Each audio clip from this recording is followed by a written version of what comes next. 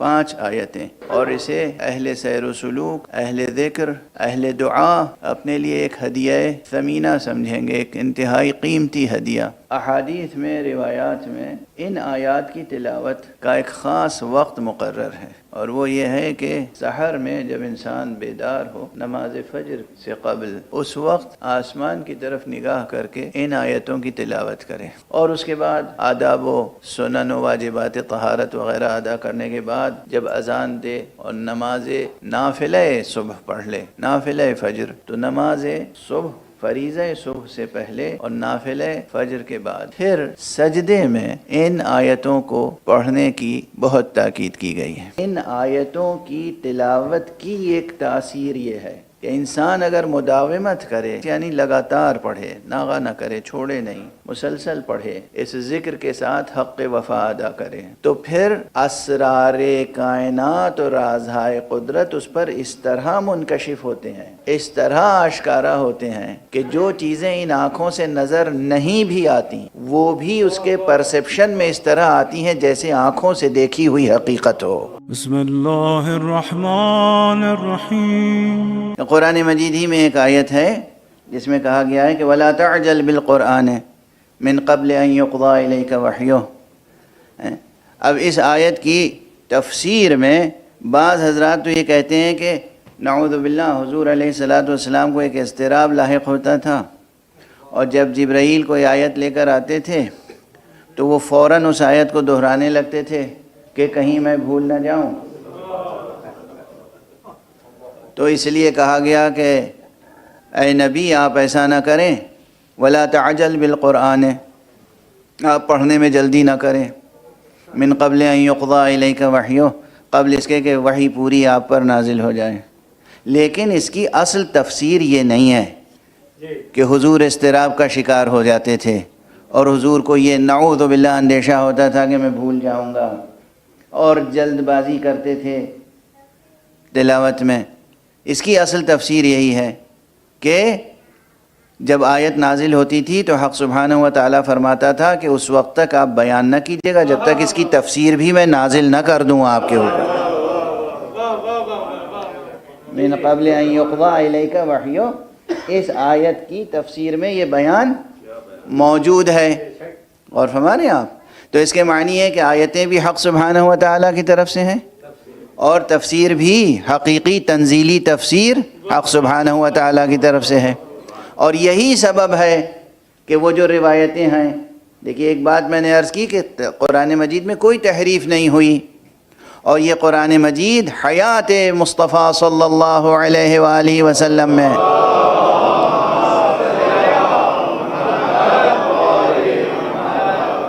حیات تو خیر ان کی اب بھی جاری و ساری ہے، یعنی آپ کے یہاں جب تشریف فرما تھے مدینہ منورہ میں تو اس وقت آپ کے وصال سے قبل آپ نے خود اپنی نگرانی میں پورا قرآن جمع کرا دیا تھا، اس میں کوئی شک و شبہ نہیں ہے، اور ایک سے زائد افراد نے اسے قلم بند بھی کیا تھا، لیکن جو سب سے نمایاں نام ہے وہ امین اللہ، حضرت جبرائیل کا لقب ہے امین وحی خدا، لیکن استاد جبرائیل کا لقب ہے امین اللہ۔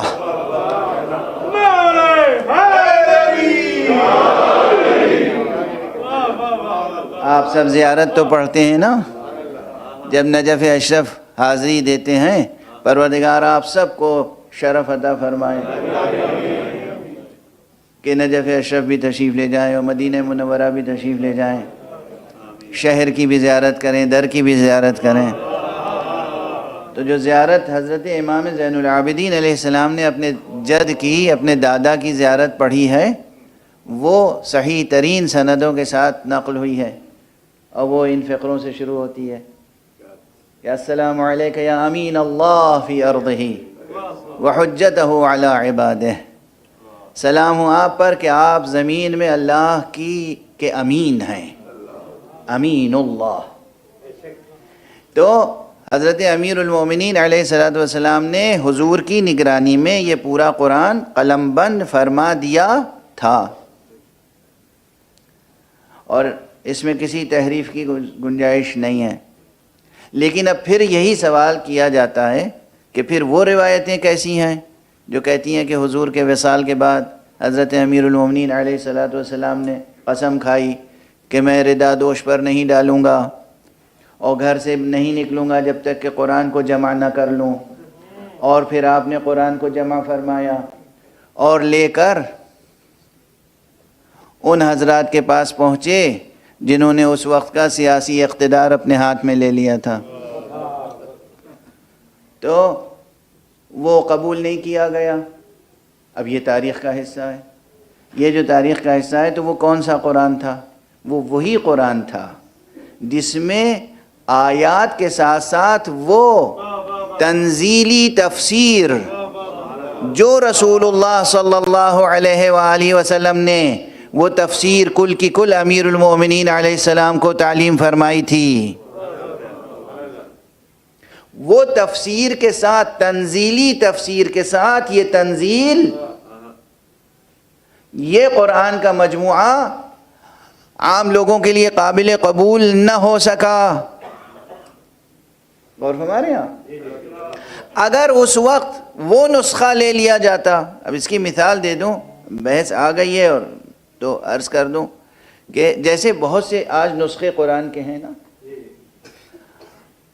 حضرت مولانا اشرف علی تھانوی صاحب کا ترجمہ قرآن ہے، تو بیچ میں قرآن ہے اور نیچے اس میں ہر آیت کے نیچے ترجمہ ہے، اور حاشیے کے اوپر کچھ مختصر تفسیری نوٹس ہیں۔ اسی طرح جناب مولانا فرمان علی صاحب قبلہ مرحوم کا قرآن ہے، جناب مولانا مقبول احمد دہلوی صاحب مرحوم کا قرآن ہے، بہت سے قرآن ہیں۔ آج کل ہمارے اسلام آباد میں جو بزرگوار محدث بزرگوار علامہ بزرگوار جناب مولانا حجت الاسلام والمسلمین علامہ آیت اللہ شیخ محسن علی نجفی، ان کا ترجمہ اور ان کا حاشیہ بھی ہے جو بہت معتبر اور بہت قابل مطالعہ ہے، بہت قابل استفادہ ہے، اور بہت سے علماء کا ہے۔ تو اس کو اگر ذہن میں رکھیں تو یہ نمونے کے طور پہ عرض کر رہا ہوں کہ وہ جو قرآن امیر المومنین علیہ الصلاۃ والسلام نے پیش کیا تھا وہ کوئی اور قرآن نہیں تھا، وہ قرآن تھا یہی، لیکن اس کے ساتھ تنزیلی تفسیر موجود تھی۔ اور ہمارے ہاں اگر اس تنزیلی تفسیر کے ساتھ قرآن ملت اسلامیہ کے ہاتھوں میں ہوتا تو پھر واقعاً کوئی اختلاف نہ ہوتا، اور یہ ملت اسلامیہ آج مختلف قسم کے مشکلات میں مبتلا نہ ہوتی، اور پوری دنیا میں نور قرآن پھیل چکا ہوتا۔ یہ بھی عرض کرتا چلوں یہاں پر کہ اس میں بھی حکمتیں ہیں، مصلحتیں ہیں۔ حضرت امیر المومنین علی ابن ابی طالب علیہ الصلاۃ والسلام نے وہ قرآن پیش کیا،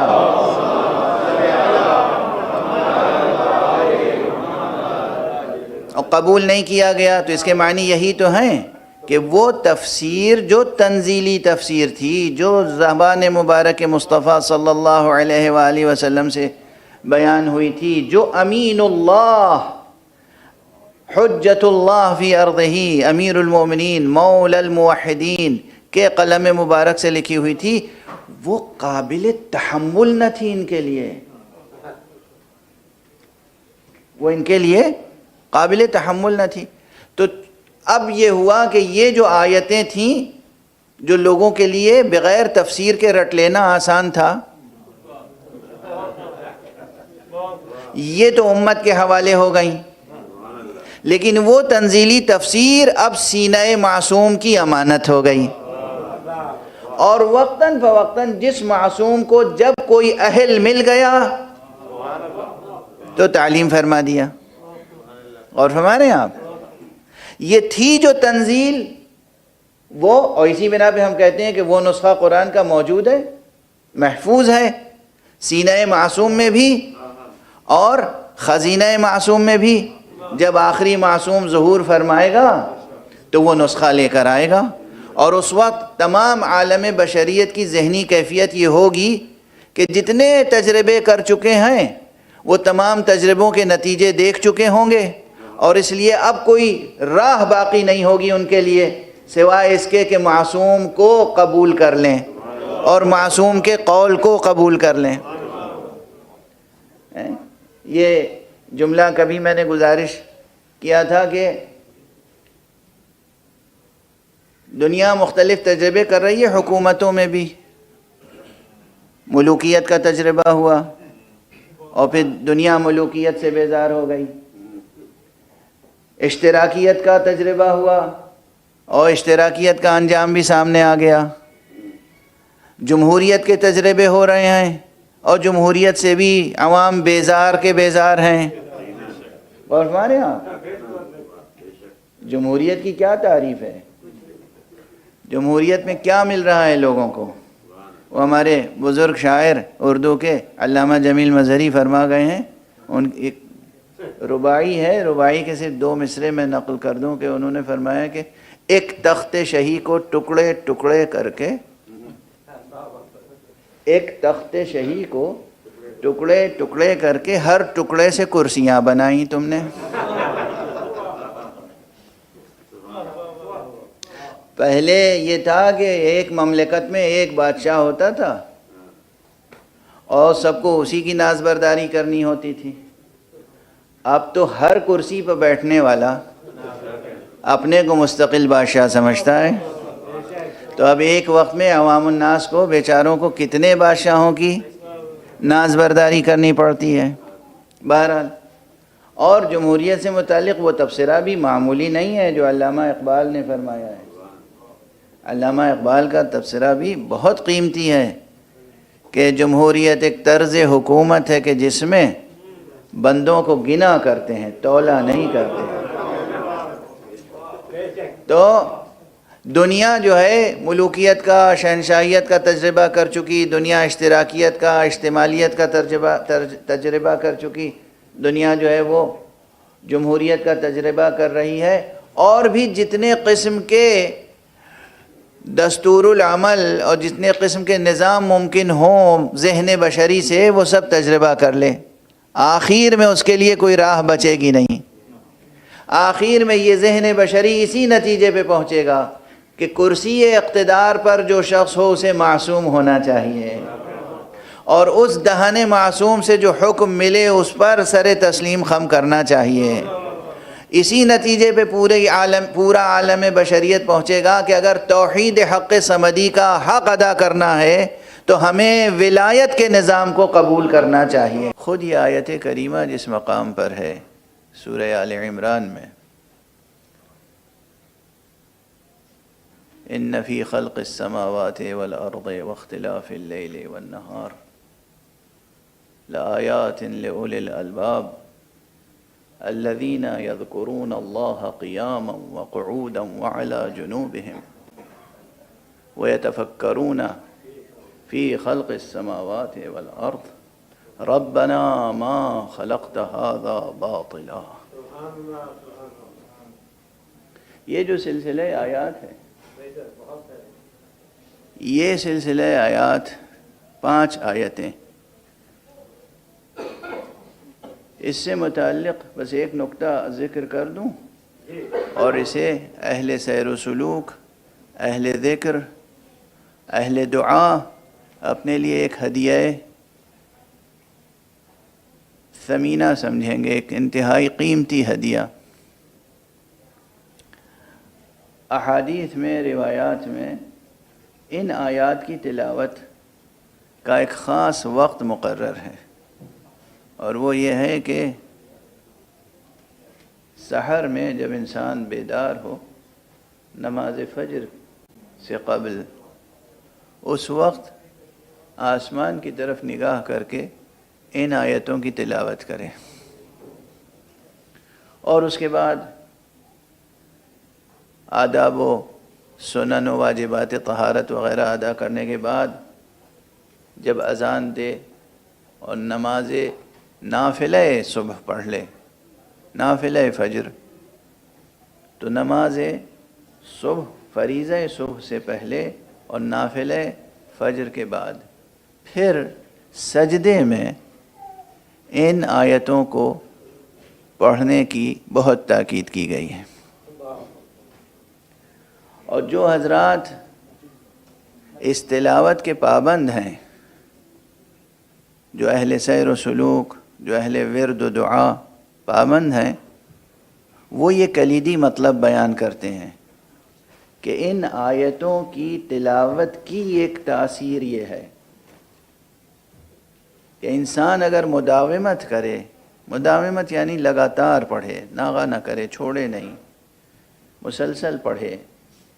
اس ذکر کے ساتھ حق وفا ادا کرے، تو پھر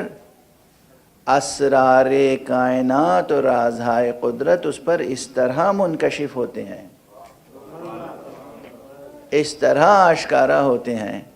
کہ جو چیزیں ان آنکھوں سے نظر نہیں بھی آتی ہیں وہ بھی اس کے پرسیپشن میں اس طرح آتی ہیں جیسے آنکھوں سے دیکھی ہوئی حقیقت ہو.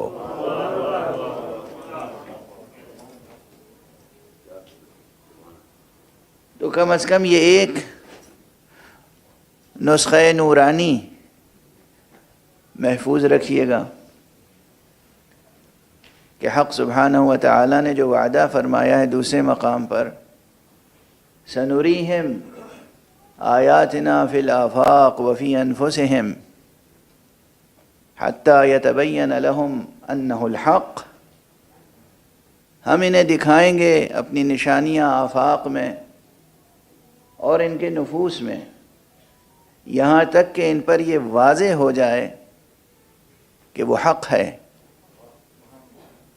اس نے ایک طرف وعدہ کیا اور ایک طرف ان آیات کی تلاوت میں یہ تاثیر رکھ دی. تو ان آیات کی تلاوت سے انسان اپنے نفس کے اندر بھی آیات الہی کو زیادہ سے زیادہ کشف کر سکے گا. خود اپنے نفس کے اندر آپ کا یہ نفس جو بہت حقیر ہے، لیکن لطف خدا شامل حال ہو جائے تو بہت عظیم ہے. تو اس نفس کے اندر بہت سے آیات منکشف ہوں گے، اور پھر آفاق میں، کائنات میں. اور جب ایک عام انسان یعنی عام مومن و مسلم، ایک موحد ان آیات کی تلاوت مسلسل کرے اور اس میں یہ تاثیر پیدا ہو کہ وہ ان حقیقتوں کو جان لے جو حقیقتیں ان آنکھوں سے نظر نہیں آ سکتی، اور بالکل کشف کہتے ہی اسے ہیں. کشف کے معنی یہ ہے کہ پردہ ہٹ جائے. تو جو چیزیں آنکھوں سے نظر نہیں آتی وہ بھی اس طرح پرسیپشن میں آ جاتی ہیں کہ معلوم ہوتا ہے ان آنکھوں سے دیکھی ہوئی حقیقتیں ہیں. تو جب ایک عام ریاضت کرنے والے کو یہ انعام الہی ملتا ہے تو یہ بتائیے کہ جو جان قرآن ہو، جو مسمع قرآن ہو، جو قرآن کا مخاطب اول ہو، اور جو خطیب قرآن کے لیے بے منزلہ نفس ہو، جہاں خطیب قرآن حضرت سرور کائنات صلی اللہ علیہ وآلہ وسلم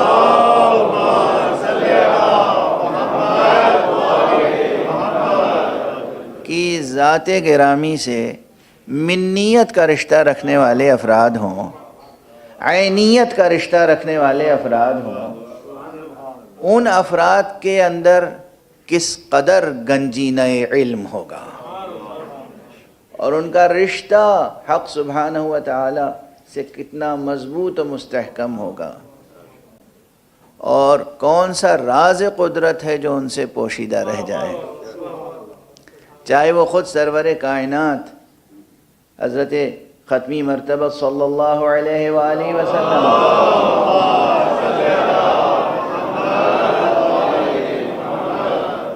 اور چاہے وہ اس شہر علم کے در حضرت امیر المومنین صاحب منبر سلونی علی ابن ابی طالب علیہ السلام ہوں.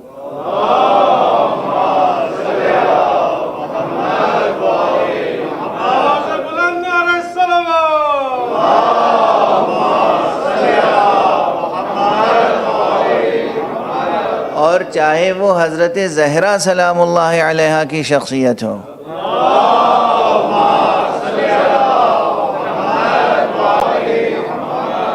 اس لیے کہ میں یہ عرض کر چکا ہوں اس سے پہلے کہ جس طرح باب شہر علم علی ہیں، اسی طرح ایک باب شہر علم فاطمہ ہیں.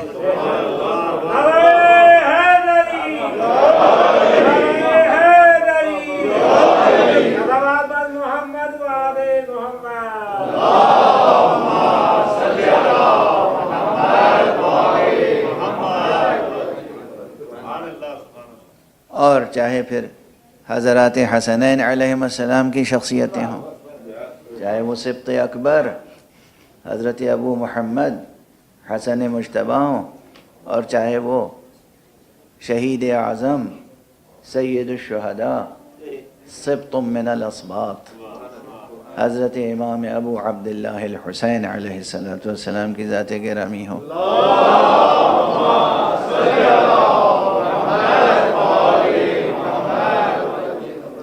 ان میں سے ہر ایک باب شہر علم ہے، اور ہر ایک خزینہ دار اسرار مشیت ہے، ہر ایک گنجینہ رازہائے قدرت ہے. اور انہیں اللہ سبحانہ و تعالی نے امین بنایا ہی اس لیے ہے کہ ان میں امین بننے کی پوری صلاحیت تھی. ممکن نہ تھا کہ کوئی راز الہی بے جا افشا ہو جائے، ممکن نہ تھا. جہاں راز افشا نہیں ہونا تھا وہاں یہ بالکل اس طرح رہتے تھے خاموش جیسے مہر بلب ہوں. لیکن جہاں راز کے افشا کرنے کی ضرورت ہوتی تھی وہاں اس طرح بہتا ہوا سیل رواں ہوتا تھا علم کا کہ جس کا جی چاہے آ کر استفادہ کر لے اور تشنگی بجھا لے اور سیراب ہو جائے. بہرحال الکلام و یجر الکلام، بات سے بات نکلتی چلی جاتی ہے. میں مثال صرف پیش کر رہا تھا کہ وحی الہی جو نازل ہوتی ہے اس کے بھی مراتب ہیں. ایک وحی وہ ہے جو وحی مطلوع ہے، جو جملے جو آیتیں قرآن مجید کی شکل میں تدوین کیے گئے، جمع کیے گئے اور تحدی کے ساتھ، چیلنج کے ساتھ، معجزے کے طور پر پیش کیا گیا. لیکن اس کے علاوہ بہت کچھ وحی کے طور پہ نازل ہوتا تھا حضور پر. مثلا اب استدلال یہیں پیش کر دوں، شاہد مثال قرآن مجید نے کہا ہے نا کہ وہ نبی وہ ہے کہ وَمَا يَنطِقُ عَنِ الْهَوَىٰ إِنْ هُوَ إِلَّا وَحْيٌ يُوحَىٰ. وہ تو اپنی ہوائے نفس سے کچھ کلام بھی نہیں کرتے، وہ وہی کہتے ہیں جو ان پر حق سبحانہ و تعالیٰ کی طرف سے وحی ہوتی ہے. تو اس کے معنی کیا ہیں؟ اس کے معنی کیا ہیں کہ آیت میں تو ہے یا ایھا الرسول بلغ ما انزل الیک من ربک، اے رسول آپ پہنچا دیجئے جو آپ کے رب کی طرف سے آپ پہ نازل ہو چکا ہے. اب اس آیت کے نازل ہونے کے بعد جو کچھ کر رہے ہیں وہ بھی اللہ کی طرف سے بطور وحی ان پہ نازل ہوا ہے.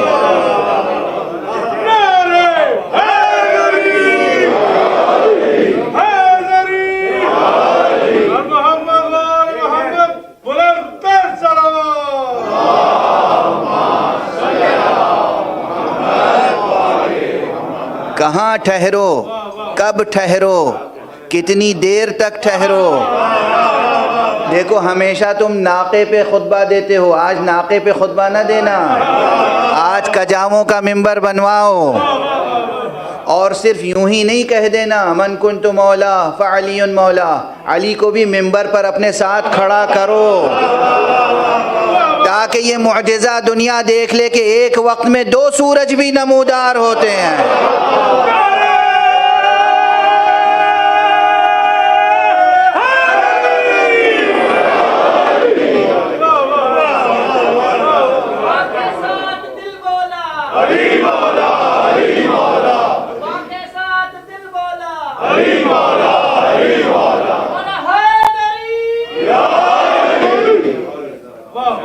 جو کچھ بھی فرما رہے ہیں حضرت، جو خطبے میں ارشاد فرما رہے ہیں من کنت مولا فہذا علی مولا ارشاد فرما رہے ہیں، جو کچھ ارشاد فرما رہے ہیں یہ ہے وحی الہی، مگر یہ وحی غیر مطلوع ہے، یہ وہ وحی ہے جو حضور کو کی گئی ہے اور بطور تحدی معجزے کے طور پر متن قرآن میں داخل نہیں ہے۔ اور ہمارے یہاں تو وحی کے مراتب ہیں، اور اسی طرح یہ ضروری نہیں کہ اگر کوئی نبی نہیں ہے تو اس پہ وحی نہیں آ سکتی۔ اسی قرآن مجید میں لفظ وحی کے ساتھ اللہ کی مختلف مخلوقات کی طرف وحی کے نزول کا ذکر ہے۔ شہد کی مکھی کے اوپر بھی اللہ وحی فرماتا ہے، اور ہمارا لفظ وحی قرآن مجید ہے۔ تو اس کے معنی کیا ہوئے کہ وحی کے مراتب ہیں۔ جناب موسیٰ نبی تھے، مگر قرآن مجید کہتا ہے کہ ہم نے مادر موسیٰ کو بھی وحی کی۔ اور ہمارے آپ تو انبیاء کی فہرست میں مادر موسیٰ کا نام تو نہیں ہے، لیکن وحی ہوئی۔ اب اگر اسی طرح ہم کسی خاتون مخدرہ کو یہ سمجھیں کہ جبرائیل ان کے پاس آتے تھے تو یہ شرک فی النبوت نہیں آئے، یہ اس خاتون کا مرتبہ ہے کہ پیغمبر کے جانے کے بعد بطور وحی قرآنی لے کر جبرائیل کوئی آیت نہیں آئے، مگر جب تک فاطمہ زندہ رہیں جبرائیل برابر آتے رہے۔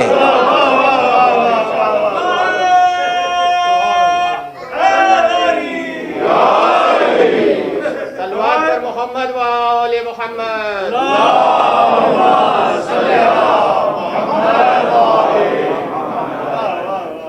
جبرائیل آتے ہیں۔ اب یہ قرآن وہ ہے جو تحدی کے ساتھ، چیلنج کے ساتھ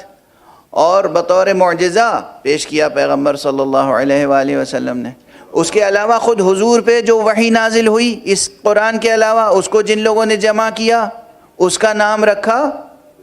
احادیث قدسیہ۔ بی بی جناب زہرا پر جو وحی لے کر آئے جناب جبرائیل، اور جبرائیل نے جو گفتگویں کی بی بی سے، اس کو جب ایک مجموعے میں مرتب کیا گیا تو اس کا نام رکھا گیا صحیفہ فاطمہ۔ تو صحیفہ فاطمہ کا قائل ہونا یہ تحریف قرآن پر دلالت نہیں کرتا، قرآن اپنی جگہ محفوظ ہے۔ صحیفہ فاطمہ وہ صحیفہ ہے کہ جو جبرائیل سے جناب بی بی سلام اللہ علیہ سے گفتگویں ہوئیں، تسلیت کے طور پر،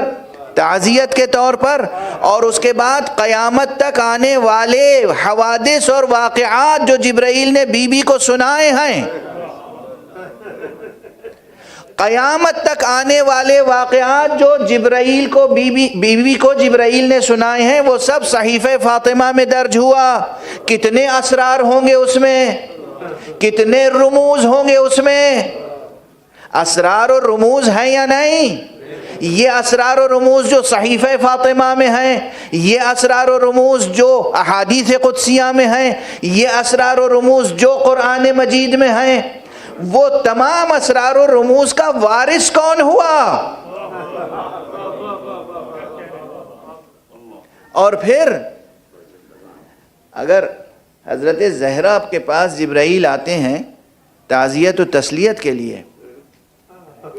تو علی بھی تو کوفو ہیں زہرا کے، نہ معلوم ہو کسی کو تو آئے ہم سے پوچھے، ہم بتائیں گے کہ ہمیں کیا معلوم ہے کہ کب جبرائیل علی کے پاس آئے، کب جبرائیل امین علیہ السلام امیر المومنین علی ابن ابی طالب کے پاس آئے ہیں۔ یہ سب اسرار ہیں، یہ سب رموز ہیں، یہ سب رازہائے قدرت اور رازہائے مشیت ہیں۔ ان پر گفتگو ایک ایک روایت اور ایک ایک مقام اور ایک ایک منزل پہ ٹھہر کے گفتگو کرنے کی ضرورت ہے۔ اور تمام انبیاء کی امانتیں، خاتم الانبیاء کی امانتیں، مادر گرامی زہرا کی امانتیں، پدر بزرگوار حضرت امیر المومنین کی امانتیں، برادر بزرگوار حسن مجتبیٰ کی امانتیں، یہ سب امانتیں جس میں جمع ہو جائیں وہ گنجینہ راز قدرت ہے حسین۔